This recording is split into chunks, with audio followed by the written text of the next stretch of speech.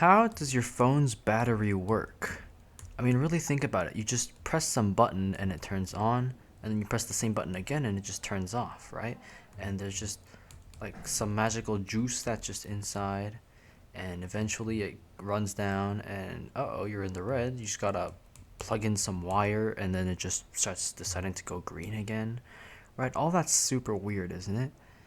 Well, the secret lies in reduction potentials and the elements like zinc, like lithium, like sodium.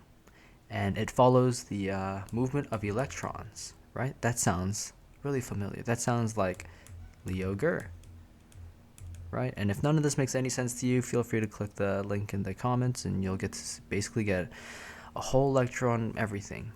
Anyways, using Leo Gur, we get to store energy, generate energy using this battery right here.